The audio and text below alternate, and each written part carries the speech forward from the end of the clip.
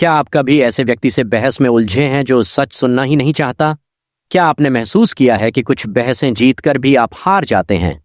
और क्या आपने कभी सोचा है कि बुद्धिमान व्यक्ति कई बार जवाब क्यों नहीं देता?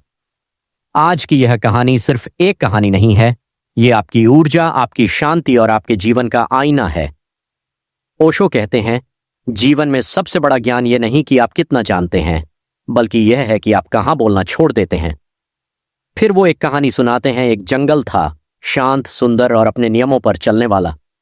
उस जंगल में एक गधा रहता था, बहुत जिद्दी, बहुत शोर करने वाला, और सबसे बड़ी बात, उसे लगता था कि वही सबसे बुद्धिमान है। एक दिन गधा जोर जोर से चिल्लाने लगा, घास नीली होती है, घास नीली होती है। पास ही एक बाघ खड़ा था, शांत, स्थिर, जागरूक।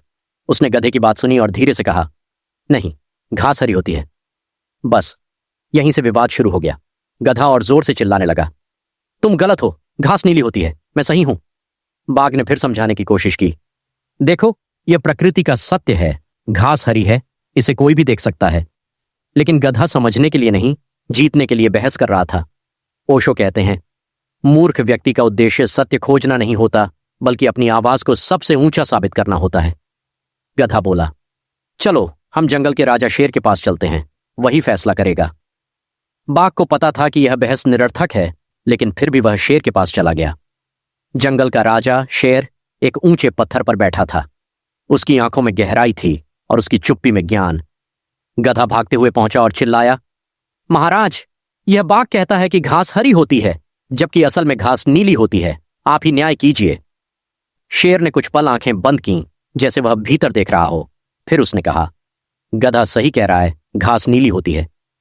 बाघ यह सुनकर हैरान रह गया, लेकिन उसने कुछ नहीं कहा। गधा खुशी से उछल पड़ा, देखा, मैं सही था, मैं जीत गया। और वह वहां से नाचते हुए चला गया। अब बाघ ने शेर से पूछा, महाराज, आप जानते हैं कि घास हरी होती है, फिर आपने ऐसा निर्णय क्यों दिया? शेर ने शांत स्वर में कहा, तुम्हें सजा दी जाएगी। बाघ और चौंक गया, सजा? लेकिन मैंने तो सत्य कहा।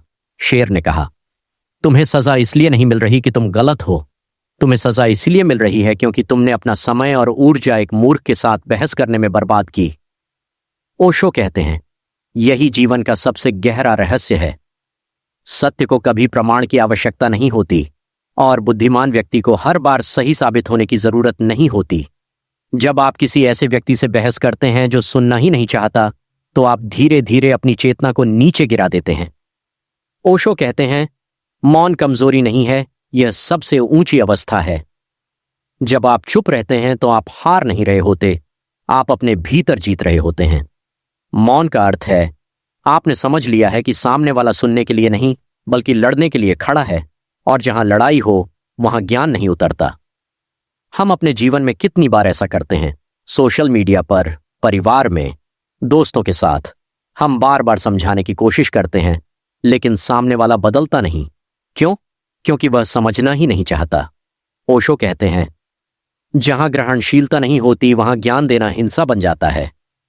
जीवन बहुत छोटा है और आपकी ऊर्जा बहुत कीमती। आप उसे हर किसी पर खर्च नहीं कर सकते। कुछ लोग ऐसे होते हैं जो सीखने के लिए तैयार होते हैं, उनके साथ बात करो। कुछ लोग ऐसे होते हैं जो सिर्फ बहस करना चाहते हैं, उनसे दूरी बनाओ। याद रखो, हर लड़ाई लड़ना जरूरी नहीं होता, हर सच बोलना जरूरी नहीं होता, और हर बहस जीतना बुद्धिमानी नहीं होती। सच्चा बुद्धिमान वही है जो जानता है कि कब बोलना है और कब मुस्कुराकर चुप हो जाना है। मूर्खों से बहस करना आपकी शांति छीन लेता है। मौन कमजोरी नहीं, जागरूकता है। अपनी ऊर्जा को वहां लगाओ जहां वह फल दे सके। अगर आप सच में आगे बढ़ना चाहते हैं तो हर आवाज का जवाब मत दो। कुछ आवाजों को बस हवा में खो जाने दो।